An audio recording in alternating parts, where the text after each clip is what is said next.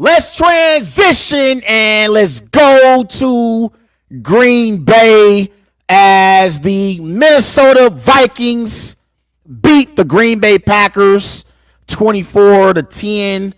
The Packers have now lost 4 straight games. For the Vikings, Kirk Cousins, he went 23 of 31. He threw for 274 passing yards, 2 touchdowns. Sadly, Kirk Cousins did tear his Achilles, so he is out for the season.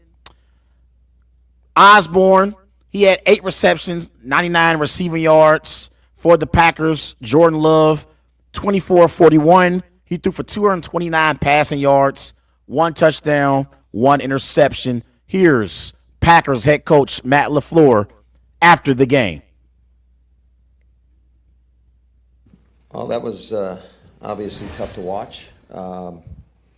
Just way too many mistakes, penalties, drops, not being able to convert on third down, conversely, not getting off the grass on third down, struggles in the red zone, starting the game out, I want to say 4 3-and-outs.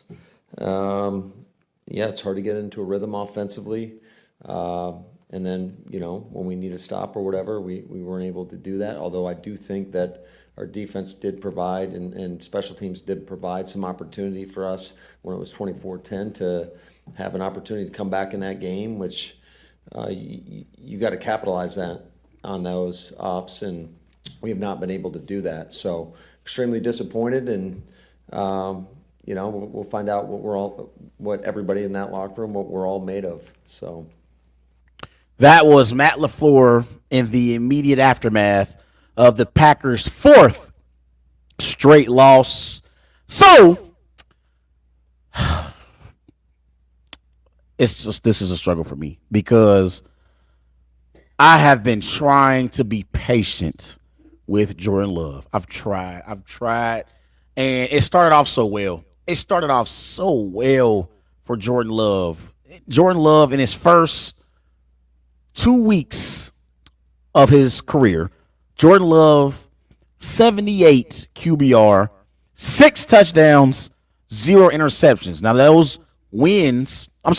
those performances came against the Falcons and against the Bears in weeks 1 and week 2, but it started off well, and then in week 3, the Packers trailed by 17 points as they entered the 4th quarter. It was 17-0 at Lambeau Field in week 3 as they entered the 4th quarter, and Jordan Love scored 18 unanswered points to bring the Packers back, and they beat the New Orleans Saints 18-17, and he did that without Aaron Jones, without Christian Watson, without David Bakhtiari, without Elton Jenkins.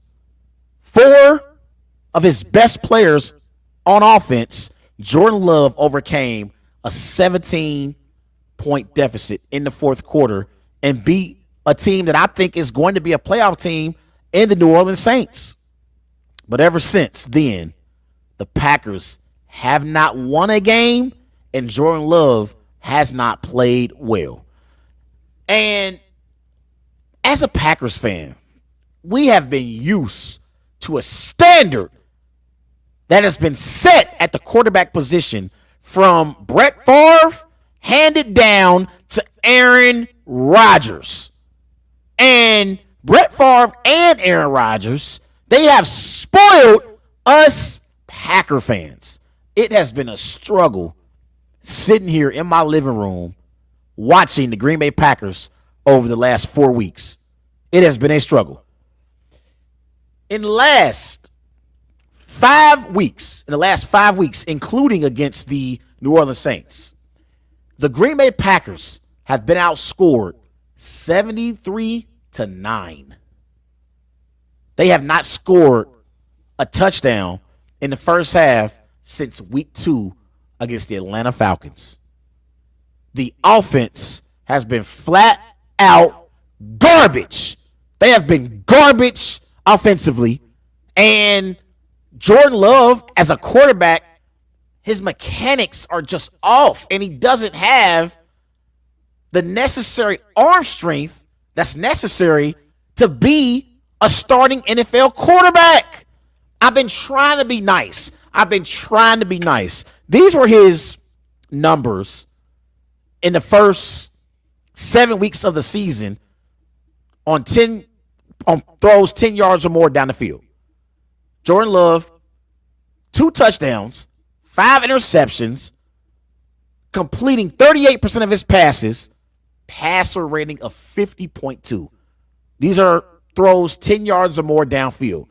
And in the NFL, you have to be able to throw the football down the field. You can't dink and dunk your way down the field and think you're going to score touchdowns. It's not going to happen.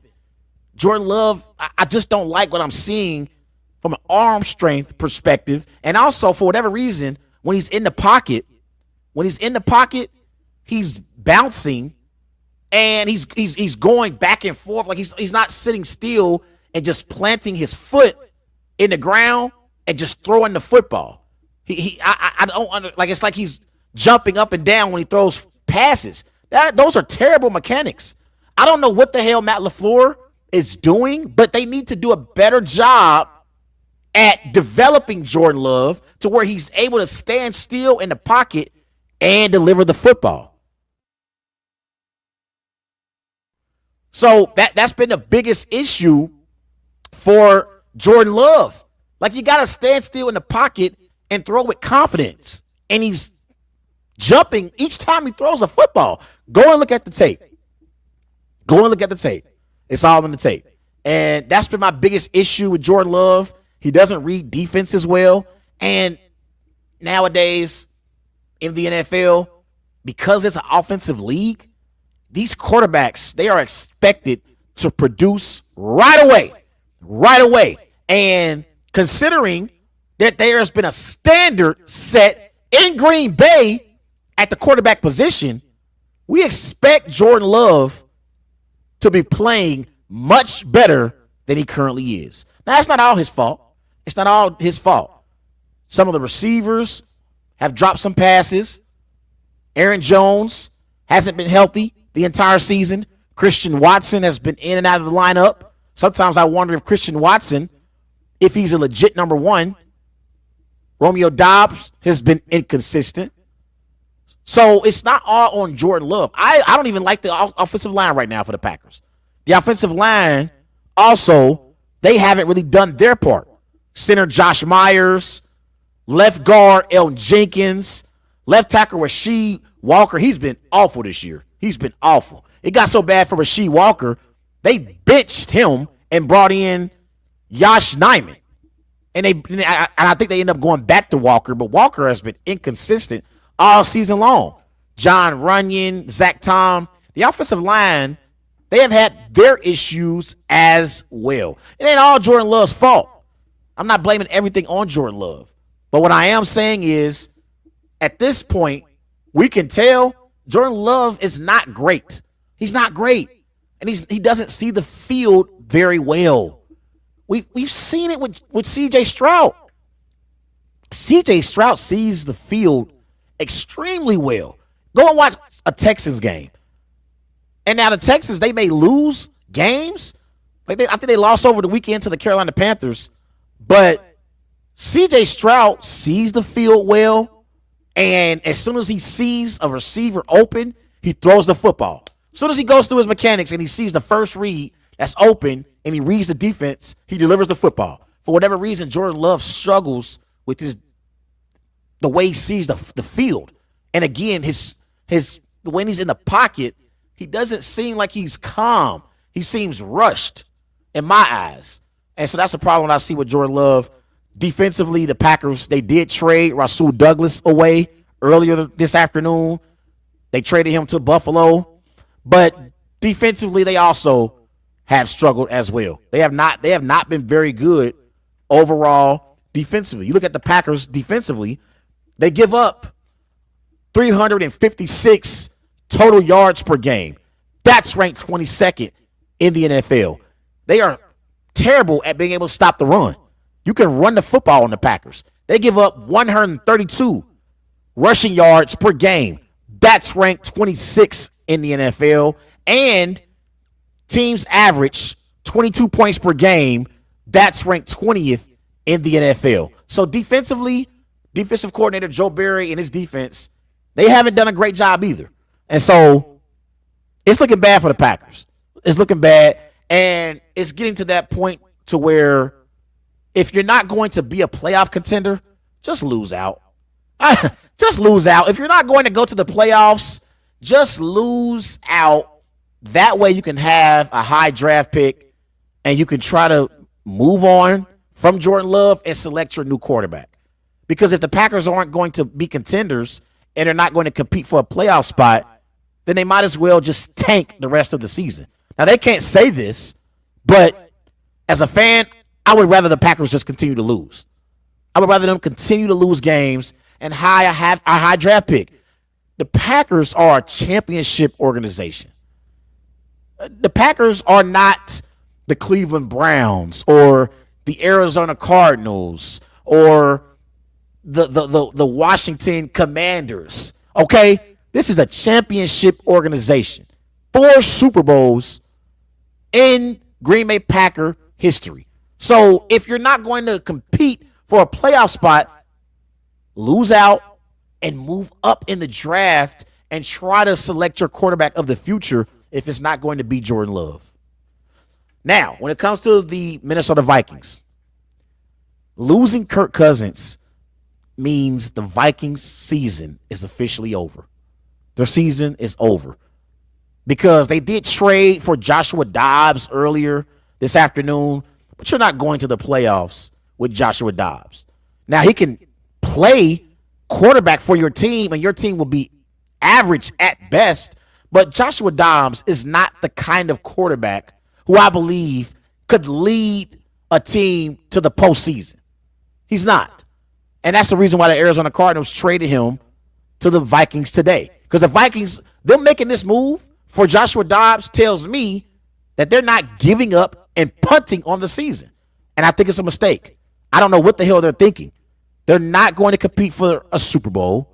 They're not going to compete for the playoffs now that Kirk Cousins is gone. So you might as well try and grab your quarterback of the future in next year's NFL draft. That's why I said these teams, they waste time trying to win games if they don't have, trying to win games when they don't even have the right guy at quarterback. Minnesota was probably going to move on from Kirk Cousins anyway, but now that he has torn his Achilles, you might as well lose so you can get a top quarterback in next year's draft. The NFL is all about quarterbacks. Look at the Cincinnati Bengals with Joe Burrow. Look at the Buffalo Bills with Josh Allen. Look at the Kansas City Chiefs with Patrick Mahomes. Look at the Baltimore Ravens with Lamar Jackson. Look at the Jacksonville Jaguars with Trevor Lawrence. Okay? Look at the Philadelphia Eagles with Jalen Hurts. It's a quarterback league. And if you don't have the guy at quarterback, you will not compete. Not only for Super Bowls, but you won't even compete for the playoffs. So the Packers and Vikings are in similar situations as we move forward into the second half of the season.